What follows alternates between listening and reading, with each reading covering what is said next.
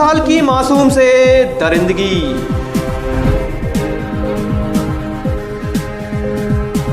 बारिश से कई मार्ग हुए बंद, यात्री रहे परेशान। पूरे शहर में दिखे जलभराव के हालात।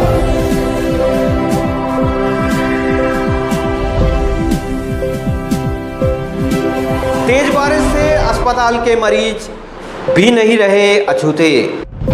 नमस्कार, स्वागत है तूफान टीवी न्यूज में, तमु जिले का पहला यूट्यूब चैनल। अब खबरें देखिए विस्तार से। शहर में 24 घंटे से मूसलाधार बारिश होने के कारण शहर में कई जगह जलभराव के हालात निर्मित हो गए। कई जगह तो सड़कें नदियां नजर आ रही थी। शहर के सुरेगा कॉलोनी क्षेत्र का नजारा तालाब जैसा लग रहा था। चरिया बाजार क्षेत्र में फिर एक बार दुकानदारों को परेशानी का सामना करना पड़ा। वहां दुकानों के अंदर पानी प्रवेश कर गया। बारिश के कारण सामान्य जनजीवन अस्त व्यस्त नजर आया।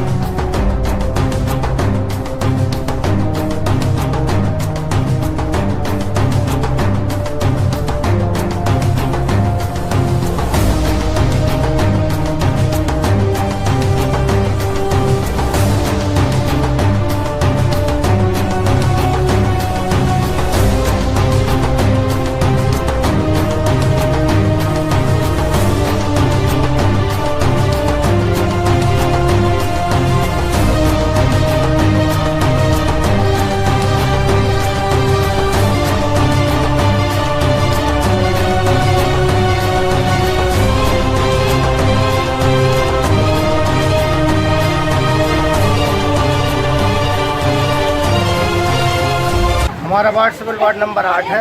मेरी पत्नी श्रीमती विनीता ठाकुर इस वार्ड की पार्षद है, जिसका मैं नेतृत्व करता हूँ। हर बार जब भी पानी ज़्यादा अति वर्षा होती है तो हमारे वार्ड में पूरा वार्ड डूब जाता है पानी में। कारण ये है पूरे शहर का पानी निकासी 3 गुल्ली एरिया से होता है और जो नाला है वो भी मतलब जिसकी डिस्टेंस ज़्यादा होना चाहिए वो कम है। इस कारण से यहाँ पूरा भराव हो जाता है। हमारा किला नाके से 3 गुल्ली तक का नाला जो बना है उसमें पानी जाता नहीं, क्योंकि वो अवरुद्ध पड़ा है, टूटा पड़ा है। अब मैंने विगत 3 वर्षों से माननीय कलेक्टर साहब, माननीय CMO साहब को अवगत करा है, लेकिन ये बात कहकर टाल दी जाती है कि यह नाला MPRDC का है और आज तक उसका निर्माण नहीं हुआ। उसी का खामियाजा हमारे वार्ड के लोग भोग रहे हैं और वार्ड के घरों में पानी भरा हुआ है। बहुत दयनीय स्थिति है। अभी घरों में पानी भरा हुआ है, उसके लिए आप क्या कर रहे हैं? अब घरों में पानी भरा है, उसके लिए क्या कर सकते हैं? जब तक पानी निकासी नहीं होगी तब तक तो भरा ही रहेगा। प्रयास कर रहे हैं, घर के लोग बाहर फेंक रहे पानी। आपने इसकी जानकारी नगर पालिका को दी है क्या? मैंने अपने वार्ड साहब से फेसबुक के माध्यम से सुबह से इस वार्ड की स्थिति से अवगत करा दिया है और माननीय CMO साहब से भी बात की है।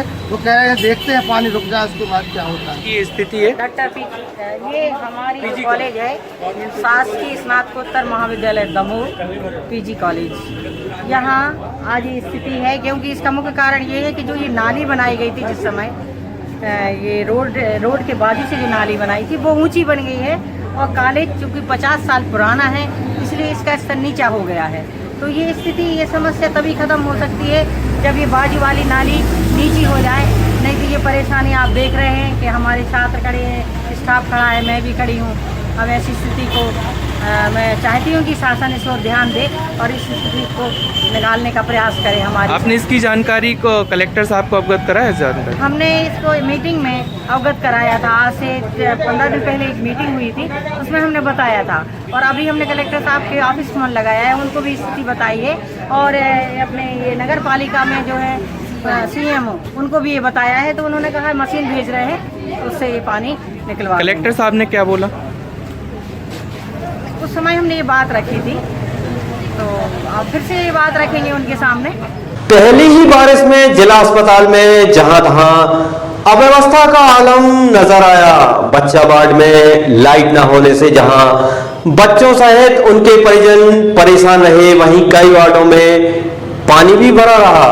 साथ ही छत टपकने की वजह से मरीजों के परिजन परेशान होते रहे।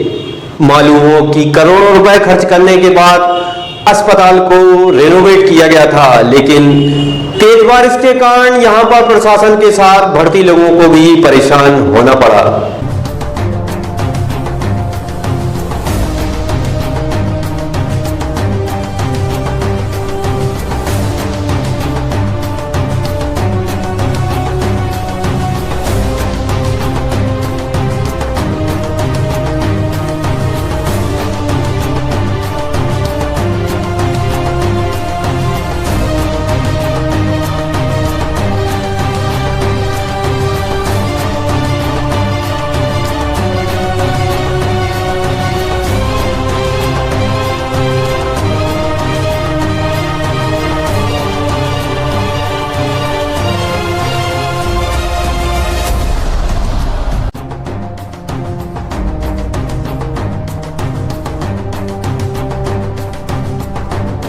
पानी की आमद के लिए रोज भगवान से प्रार्थना करने वाले लोगों की प्रार्थना सुनकर जब भगवान ने छप्पर फाड़कर बरसात की तो लोगों को जल भराव की समस्या से दो चार होना पड़ा। पानी गिरने के कारण पथरिया मार्ग, जबलपुर मार्ग के साथ अन्य ग्रामीण इलाकों तक जाने वाले सड़कों पर यातायात बाधित हो गया, जिससे लोगों को आवागमन में परेशानी उठानी पड़ी। यदि यह बारिश जारी रहती है तो लोगों को परेशानियों में इजाफा झेलना पड़ेगा।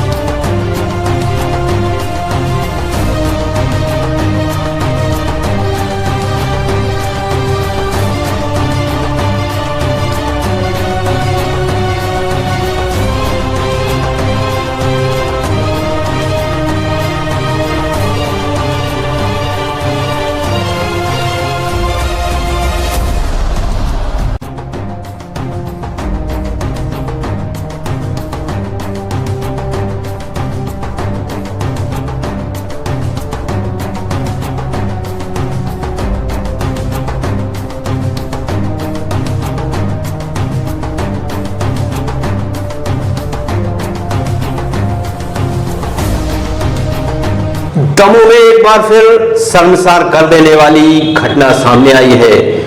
शहर में 4 साल की मासूम बच्ची को किसी ने अपनी हवस का शिकार बनाकर छोड़ दिया।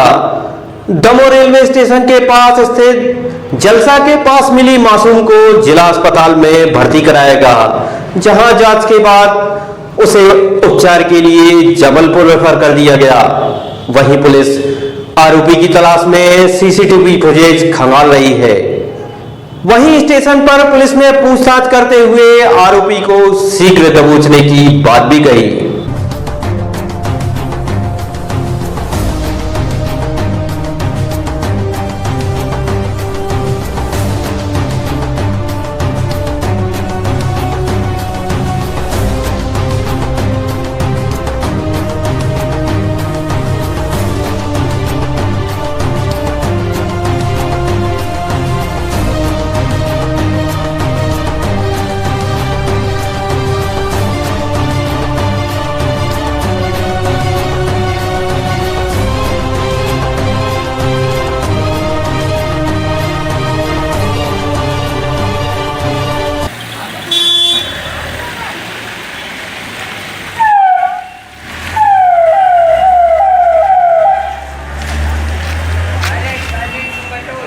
अज्ञात लड़की में बच्ची मतलब 3-4 साल के भीतर की मिली हुई थी पुलिस वालों को। वो लेके आए, उसका मेडिकल परीक्षण किया गया।